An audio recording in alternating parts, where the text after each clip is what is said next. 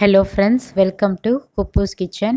இன்றைக்கி வீடியோவில் நம்ம என்ன ரெசிபி பார்க்க போகிறோம்னா, டெம்பிள் ஸ்டைல் புளியோதரை தான் இன்றைக்கி எப்படி செய்கிறதுன்னு பார்க்க போகிறோம்.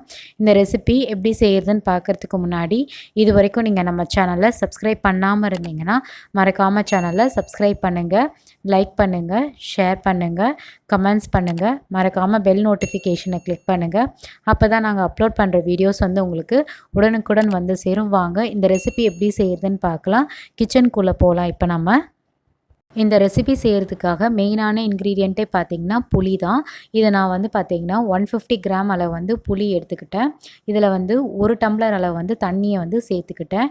இனிஷியலாக இதை நல்லா ஊற வச்சு எடுக்கணும். குறைஞ்சது பார்த்திங்கன்னா அரை மணி நேரம் இந்த புளி நல்லா ஊற வச்சு எடுக்கணும். இனிஷியலாக புளி கட்டியாக இருக்கனால நான் அதை உடச்சி போட்டு ஊற வச்சு எடுத்துக்கிறேன். இது ஓரமாக வச்சிடலாம். இப்போ நம்ம பொடி தயார் பண்ணணும் இந்த புளியோதரைக்காக. அதுக்கு கேஸ் ஸ்டவ் ஆன் பண்ணிவிட்டு கடாயை வச்சுட்டேன். கடாய் நல்லா சூடாகட்டும். சூடான பிறகு நான் 2 டேபிள் ஸ்பூன் அளவு உளுந்தம்பருப்பை சேர்க்குறேன். 2 டேபிள் ஸ்பூன் அளவு கடலைப்பருப்பை சேர்க்குறேன். அடுத்து 2 டேபிள் ஸ்பூன் அளவு தனியா சேர்த்துக்கிறோம். இது எல்லாம் நல்லா வறுப்பட்டு வரணும். இந்த ரெசிபி செய்கிறப்போ, இந்த பொடி செய்கிறப்போ நம்ம லோ ஃப்ளேம்லேயே வச்சு வறுத்து எடுத்தால் தான் ஈவனாக வறுப்பட்டு வரும். அடுத்து அரை டேபிள் ஸ்பூன் அளவு மிளகு சேர்த்துக்கிறேன். இது எல்லாம் நல்லா வறுத்து எடுக்கணும். பொன்னிறம் ஆகிற வரைக்கும் வறுத்து எடுக்கணும். அடுத்து நான் அரை டேபிள் ஸ்பூன் அளவு சீரகம் சேர்த்துக்கிறேன். அடுத்து 1/4 டேபிள் ஸ்பூன் அளவு வெந்தயம் சேர்த்துக்கிறேன். இதெல்லாம் சேர்த்துடும் நல்லா வறுத்து எடுத்துக்கணும். இது கம்ப்ளீட்டாக கோல்டன் ப்ரௌன் கலர் ஆகணும். அதனால் நம்ம நல்லா லோ ஃப்ளேம்லேயே வச்சு வறுத்து எடுத்தோம்னா ஈவனாக வறுப்பட்டு வரும். அடுத்து காரத்துக்காக 10 வரமிளகா சேர்த்துக்கிறேன். உங்கள் காரத்துக்கு தகுந்த போல் நீங்கள் வரமிளகா கூட்டவோ குறைக்கவோ செஞ்சுக்கோங்க. 10 வரமிளகா போதுமான அளவு தான். ஏன்னா நம்ம தாளிக்கிறப்போ வரமிளகா சேர்ப்போம். அடுத்து அரை டேபிள் ஸ்பூன் அளவு கருப்பு எள் சேர்த்துக்கிறேன். அரை டேபிள் ஸ்பூன் அளவு கடுகு சேர்த்துக்கிறேன். இதெல்லாம் சேர்த்துட்டு நல்லா வறுத்து எடுத்துக்கணும்.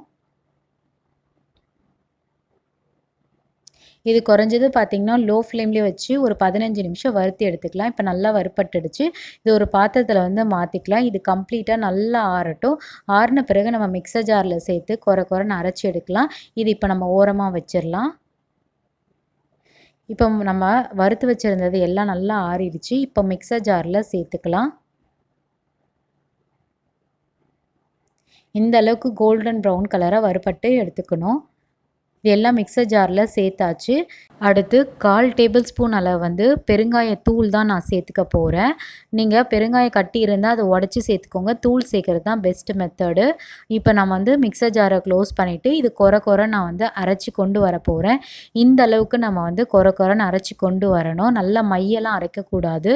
அடுத்து நம்ம ஊற வச்சுருந்த புளி இருக்குது பார்த்திங்களா, அதை நல்லா கரைச்சி எடுத்துக்கணும். நான் இனிஷியலாக 1 டம்ளர் அளவு தான் தண்ணி சேர்த்துருந்தேன். அதுவே இப்போதைக்கு போதுமான அளவு தான். புளி 2வது டைம் கரைக்கிறப்போ இன்னொரு டம்ளர் அளவு சேர்த்துக்கலாம். இப்போ புளி ஃபஸ்ட் டைம் கரைச்சாச்சு. நல்லா திக்காக இருக்கணும். இந்த மாதிரி கையிலையோ இல்லை நீங்கள் வடிகட்டியோ வச்சு ஃபில்ட்ரு பண்ணி எடுத்துக்கோங்க. புளி கம்ப்ளீட்டாக ஊறி வந்துருச்சுன்னா நமக்கு கரைக்கிறதுக்கு ஈஸியாக இருக்கும். ஸோ 2 டம்ளர் அளவு தண்ணி சேர்த்துருக்கேன். அடுத்து புளியோதரை மிக்ஸும் தயாராகிடுச்சு. இப்போ செய்ய ஆரம்பிச்சிடலாம். கேஸ் ஸ்டவ் ஆன் பண்ணிவிட்டு பாத்திரம் வச்சுட்டேன். பாத்திரம் நல்லா சூடாகட்டும்.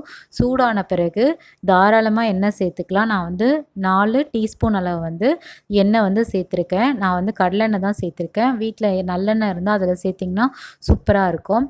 அடுத்து அரை டேபிள் ஸ்பூன் அளவு கடுகு சேர்த்துக்கிட்டேன். கடுகு நல்லா பொரிஞ்சு வரட்டும்.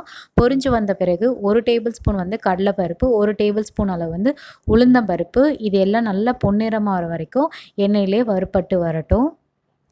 அடுத்து அரை டேபிள் ஸ்பூன் அளவு வெந்தயம் சேர்த்துக்கலாம். வெந்தயம் சேர்த்துட்டு நல்லா எண்ணெயிலே வதக்கி விடுவோம். காரத்துக்கு 3 வரமிளகா பிச்சு போட்டு சேர்த்துக்கிறேன். அடுத்து நான் கைப்பிடி அளவு கருவேப்பிலையை சேர்த்துட்டு நல்லா வதக்கி விடுறேன். அடுத்து ஒரு கைப்பிடி அளவு வேர்க்கடலை வறுத்ததை சேர்த்துக்கிறேன். நல்லா சாப்பிட்றப்போ க்ரன்ச்சியாக இருக்கும். அதனால தான் நான் வேர்க்கடலை எண்ணெயிலே சேர்த்துக்கிட்டேன். அடுத்து அரை டேபிள் ஸ்பூன் அளவு மஞ்சத்தூளை சேர்த்துக்கிறோம். சேர்த்துட்டு நல்லா வதக்கி விட்டுக்கலாம். அடுத்து கரைச்சி வச்சுருந்த புளி கரைசலை சேர்த்துக்கலாம். சேர்த்துட்டு நல்லா கலந்து விடுவோம். அடுத்து இந்த புளிக்குழம்புக்கு தேவையான அளவு வந்து உப்பு சேர்த்துக்கலாம். நான் இப்போதைக்கே வந்து 1/2 டேபிள் ஸ்பூன் அளவு வந்து உப்பு சேர்த்துக்கிறேன். உப்பு உங்களுக்கு சுவைக்கு தகுந்தா போல் சேர்த்துக்கோங்க. உப்பு சேர்த்ததும் இம்மீடியட்டாக நம்ம வந்து கலந்து விடலாம். இது நல்லா வந்து கொதிச்சு வரணும். திக்கான கன்சிஸ்டன்சி ஆகணும் இந்த புளி கரைசலை பார்த்தீங்கன்னா. ஸோ இது வந்து நீங்கள் high flame to medium flame வந்து அப்பப்போ மாற்றி வச்சு செய்யுங்க. இப்போ நல்லா திக்கான கன்சிஸ்டன்சி ஆகிடுச்சு. இந்த டைமில் நம்ம வந்து அரைச்சி வச்சுருந்த பொடியை வந்து சேர்த்துக்கலாம். நான் வந்து 2 டேபிள் ஸ்பூன் அளவு வந்து பொடி வந்து சேர்த்துக்கிட்டேன். அதுவே வந்து போதுமான அளவாக தான் இருந்தது. மீதி வந்து நீங்கள் வந்து ஏர்டைட் கண்டெய்னரில் ஸ்டோர் பண்ணிவிட்டு நெக்ஸ்ட் டைம் புளியோதரை செய்கிறப்போ இதை வந்து யூஸ் பண்ணிக்கோங்க. இதை மிக்ஸை சேர்த்த உடனே நல்லா கலந்து விடணும். இதில் உப்பு கரெக்டாக இருக்கான்னு மட்டும் செக் பண்ணி பாருங்கள். இந்த மாதிரி வந்து இமீடியட்டாக கலந்து விட்டுட்டே இருக்கணும். நம்ம ஊற்றின எண்ணெய் எல்லாமே மேலே வரணும். இன்னும் நல்லா திக்கான கன்சிஸ்டன்சி ஆகட்டும். அவ்வளோதாங்க, புளிக்குழம்பு வந்து தயாராகிடுச்சு. இப்போ சாதத்தை போட்டு நம்ம வந்து மிக்ஸ் பண்ணி எடுத்துக்கலாம். இதை வந்து நம்ம ஒரு பாக்ஸில் வந்து ட்ரான்ஸ்ஃபர் பண்ணிக்கலாம். இது குறைஞ்சது பார்த்திங்கன்னா 1 வாரம் வரைக்கும் ஸ்டோர் பண்ணி வச்சு சாப்பிடலாம். இந்த மிக்ஸை வந்து தயார் பண்ணி வச்சிட்டோம்னா இப்போ நம்ம வந்து ஏற்கனவே செஞ்சு வச்சுருக்க பாத்திரத்தில் வந்து ஒயிட் ரைஸை போட்டுட்டு நல்லா வந்து மிக்ஸ் பண்ணி சாப்பிடலாம்.